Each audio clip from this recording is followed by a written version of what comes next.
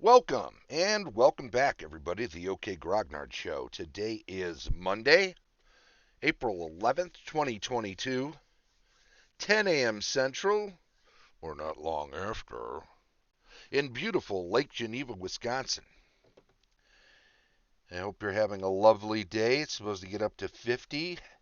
I saw approaching 70 tomorrow on the 10-day. Although, I must admit, I must admit it sounded better theoretically because I think they were also saying rain for a lot of this week, and that might actually include tomorrow. So thunderstorms tomorrow, 61. Oh, I see 70 on Wednesday. Thunderstorms. Mostly sunny on Thursday, but it drops back down to 49. Friday, Saturday, partly sunny, cloudy, and 43 on Sunday. Next Monday, light rain and 40. None of it. You like the rain, huh, Sarah? Is that your thing? Your jam? Good rain. It's good for the garden, as they say, and that's fine by me. It's helpful when running an adventure, particularly a land adventure. What a segue to have rain and such, because then you can have your adventurers get lost. If it's overcast and you can't see the sun, can't see the stars, it's tough to navigate without a compass. And even so, thick woods, you got to turn back and forth and in and out to get around brambles and rocks and fallen trees, and before you know it, you're all turned around. So good luck getting out of that. But yeah, today I rolled some random dice this morning because I realized some of the ideas I had for shows after the alignment shows were over um, were things that I'd repeated already, even. Just take a stab back at some things every now and then that I'd had some new ideas about. And I thought, no, no, no. Roll some dice. So I rolled some random dice, and I came up with checking out land adventures. So that's what we're going to do today. Isn't that wonderful? Hey, let's dive in. Land adventures. Starting from the point of origin, your players will move over not only varying types of terrain, but through areas of varying human/demi-human population as well. Just as terrain will affect the frequency and type of monsters encountered, so will population dictate likelihood and type of encounter. You must therefore show population density on your large scale map, or at least have some idea of it in mind as adventurers move across the land. The chance of encounter is set with the following bases. Now I'll look through this a little bit here. We'll go over some of this, but we're going to skim over parts of this system because as good as it is, I'm not saying there's anything wrong with it necessarily. You may wish to make some adjustments to it, but it's as good as any. Uh, until you need it, until you're using it in game or during your prep for games, during your world creation, this is just going to flow right through you. Choice of encounter. We've got population density and base chance of encounter. Relatively dense, 1 in 20. Moderate to sparse/patrolled, 1 in 12. Uninhabited/wilderness, 1 in 10. So the further we get away from population centers, the less likely it is to have encounters, But as we'll see later, those encounters can be swingy the further away, more dangerous. Frequency of encounter chance time checks. So when you, as all DMs do, when you ask people what watch they're on at night, or you're finding out their marching order, you're doing it because of this. Marching order during the day, how far apart everyone is, because when these things happen, these things happen. So, X on this is when you check for an encounter. Do you have to go to source for encounter tables? Do you have to go to source for encounter tables? Not sure I understand the question. To a source for the encounter tables? It's all in the DMG. I don't think that's what you're asking. It's all in the DMG here on page 47. What I'm going through, what I'm going over here. Um, Re-ask the question because I think I'm just confused here. Uh, and I'll read on with this while you're typing that in. Type of terrain: plain, scrub, forest, desert, hills, mountains, marsh. Nice cross section. And check for encounter is X'd. Do not check unless the party numbers over 100 creatures. So if you've got a huge group of adventurers, or the old saw of starting a campaign with people hired on as guards for a caravan, large parties are going to force the issue of encounters. People will be curious. Certainly animals and monsters will be lurking and or checking what's out there. When it's a large group, they make a lot of noise, they make a lot of smells, they leave a easy to follow trail.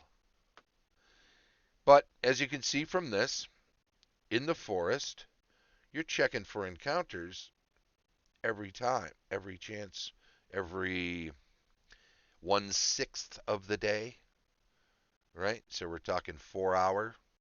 That's why I like to do 12 hours on, 12 hours off traveling.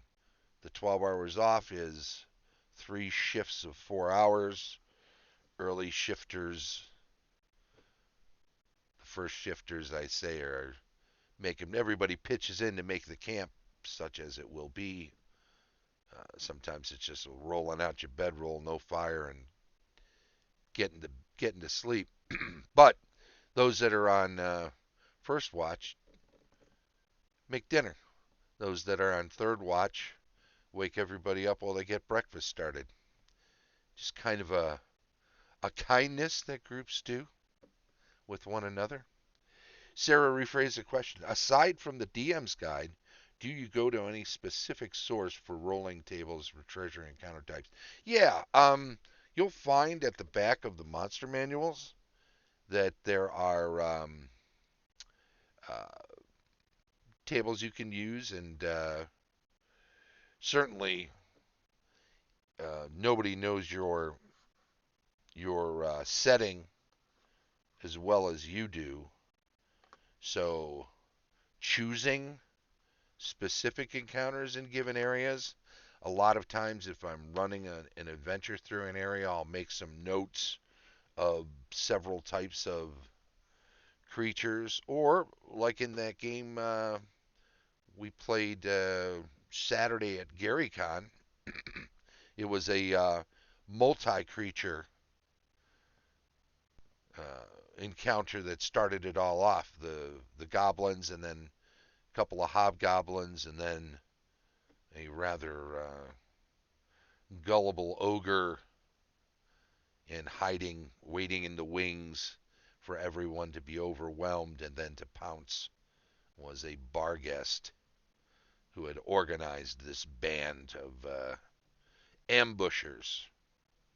So sometimes it's best to choose the kinds of things that are going to be in an area. Sometimes because of a creature's MO like this Barghest, um, not only is that Barghest going to be in the area, but is going to organize as they are quite diabolical and generally run with goblins and pass themselves off in some cases as goblins. And they're going to build upon that. They're going to, if the goblins manage to ambush some hobgoblins and both parties are depleted, but the goblins come out, superior in this case, they may beat down on the hobgoblins with the couple that are left to join their band. If they want to eat, if they want to live, and once they've been subjugated, then by all means, why not bring the next ogre you find into the fold? Everybody wins, right? The Barghest can convince each of these disparate groups to form one whole. So it's nice for encounters to be more complex like that, but you should certainly have encounter tables that are indicative of that area of your campaign. If you know there are tribes of orcs nearby, just up in the hills, then for sure down in those valleys you're going to have some patrols or hunting parties of orcs. So add that to the random encounter table. Um, oh, there should be a bear in the area. Let's put a bear on there. We could put deer on there. People like to hunt, and heck, if they're out hunting, could be something else that's hunting the same prey, and then there's another encounter. So definitely try to create your own, but you'll find at the back of the DMG, at the back of most of the monster manuals, whether they're 1E or some Osric version that allows you to play that. First time chat, hey, thank you. Thanks for popping in, appreciate it. We're talking about land adventures. Talking a bit right now about encounter tables. So add those in. Check out the backs. Most of the indexes will have some sort of short form of everything, something you can scribble down, copy and paste to create those easy reference encounter tables too. So you have movement, armor class, hit dice, all of that stuff.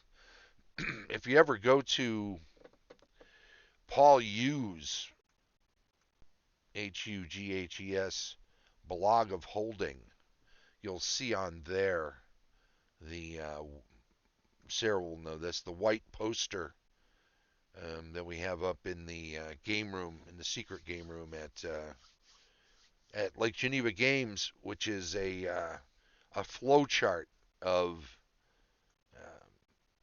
the Wandering Monster tables from the original 1974 uh, Wandering Monster encounter tables, and for populating dungeons too.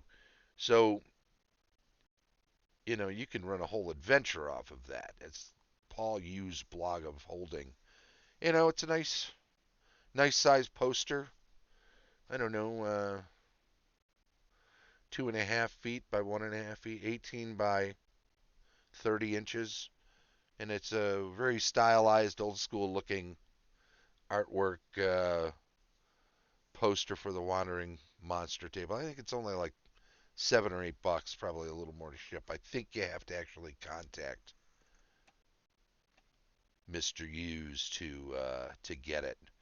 In any event, note on this table, the X's go straight across. That means you're checking every 4 hours for encounters in the forest. Less so in open areas.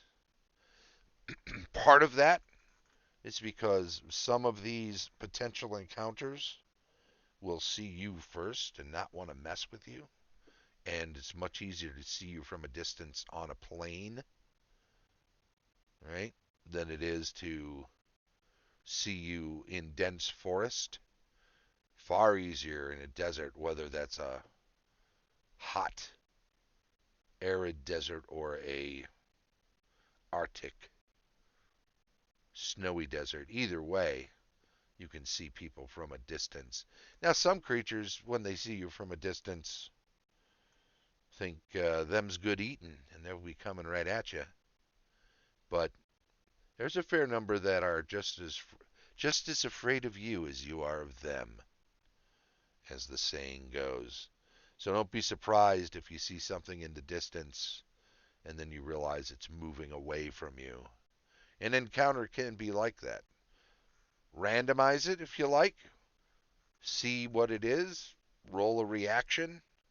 Oh, there's two goblins and they see your well-armed group and they don't think they stand a chance. Yeah, they're running away too. But it's still an encounter and they see you from a distance and they've just made a choice.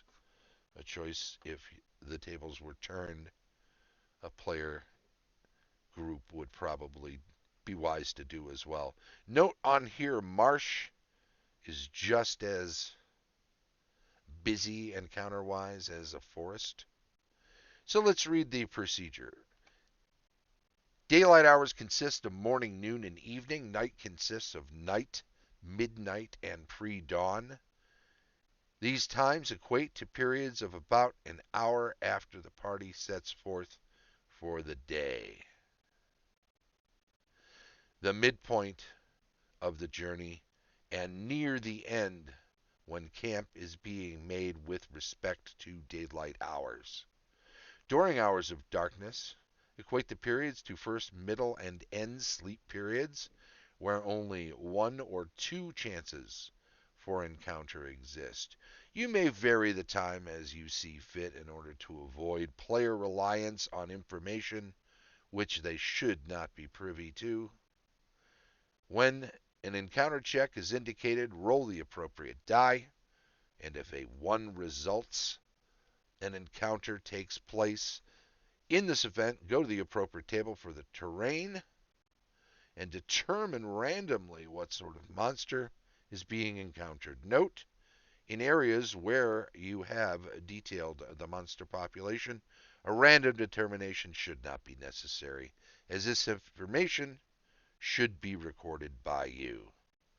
That is to say, if you can find things in advance, lovely artwork, eh? Jumping ahead to the next page to finish the paragraph. When an actual meeting does occur, consult the explanations accompanying the table for any special procedures to follow. Attempts by the encountering party to evade are dealt with under combat, pursuit, and evasion of pursuit. Encounter distance.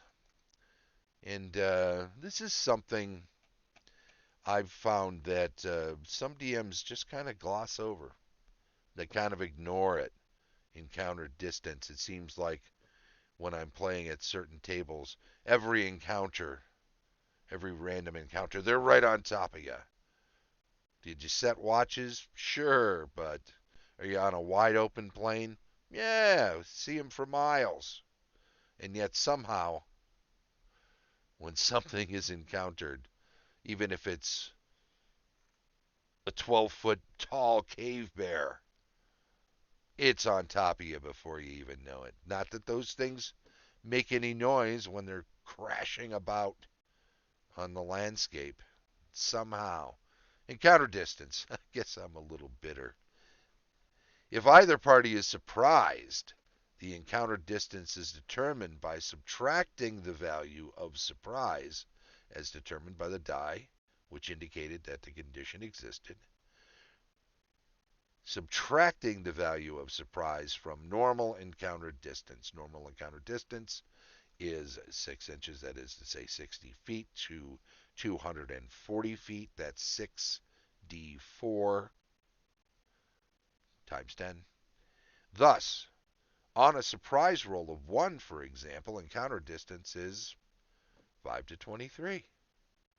66 minus 1. 64 minus 1. That is, take 1 off the total from 64. On the relative distance is 4 to 22. 220 feet.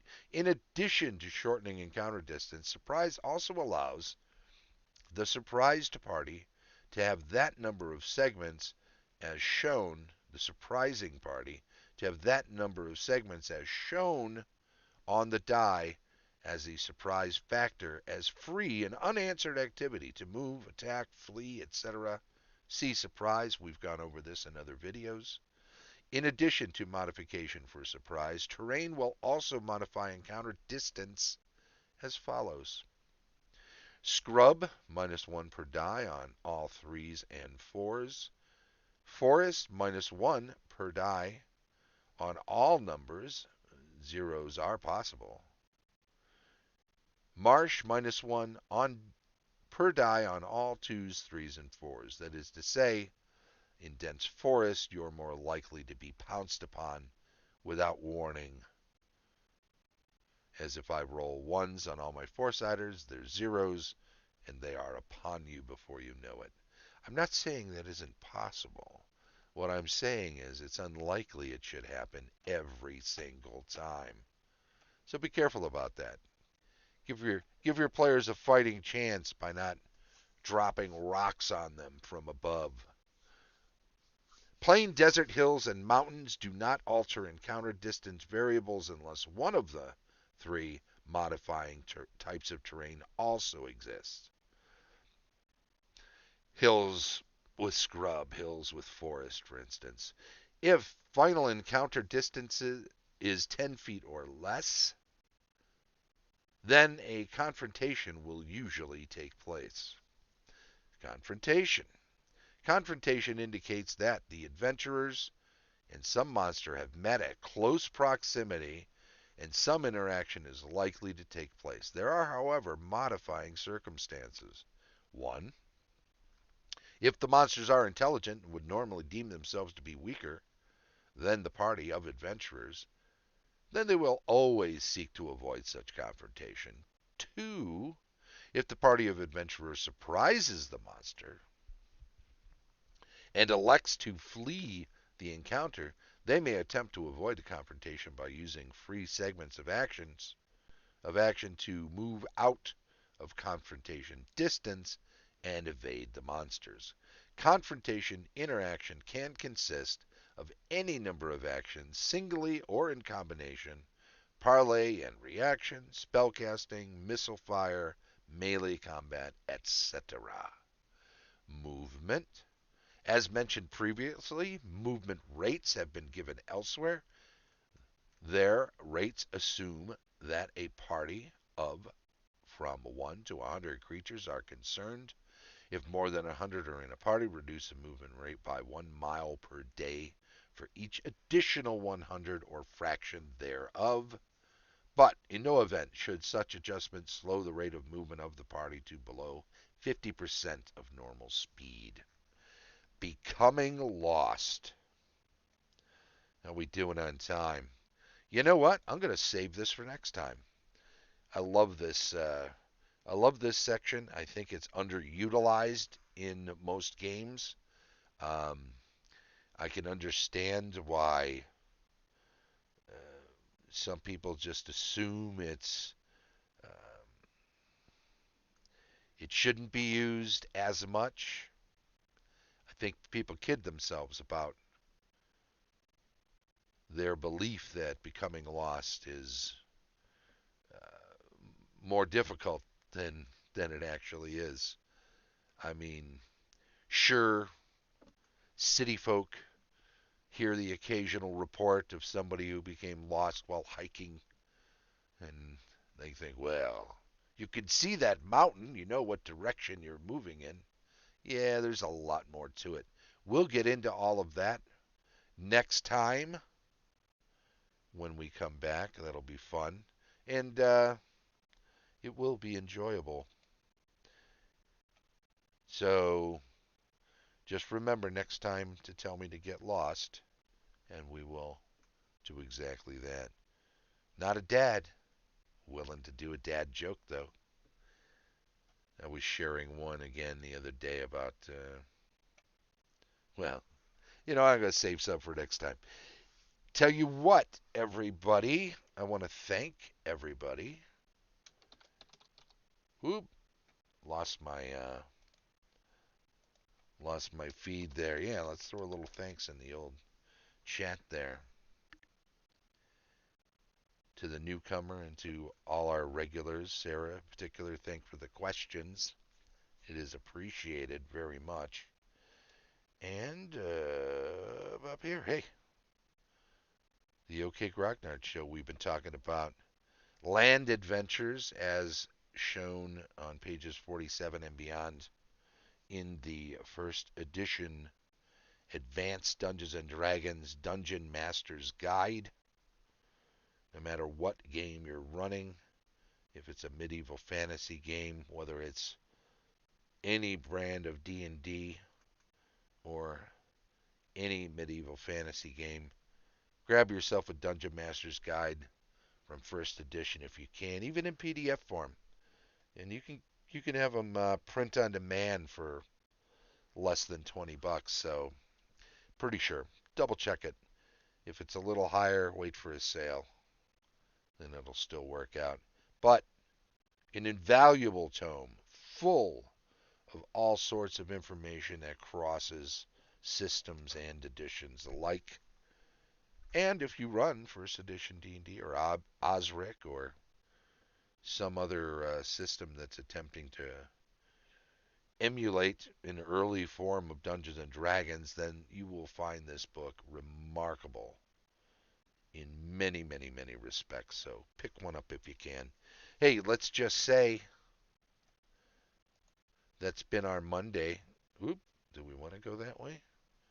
Yeah, Creative Mountain Games. I think I'm in the wrong section here. You know what? I'm going to have to go back this way. Let's go. The show. The show streams live on Twitch each Monday at 10 a.m. Central, or thereabouts, just after, and is then archived on YouTube. So, by all means, do come to the Twitch live stream. Follow the channel. Chime in on the stream chat. It will be appreciated. If you're catching up with it on YouTube, by all means, subscribe to the channel.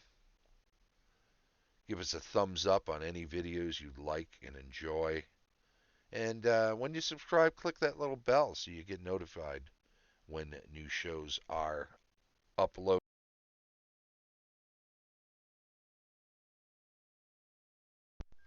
We also want to thank all our Patreon supporters. Links are provided in the show notes. Tom Tullis of Fat Dragon Games, Rick Hershey of Fat Goblin Games, Carlos Lysing of Castle Entertainment, Heath Farndon of the Anipd and D20, Dave O'Brien of Quacks Games, and as always, Shane Bradley, DM extraordinaire. This has been the OK Grognard Show from beautiful Lake Geneva, Wisconsin. Thanks once again, and bye-bye.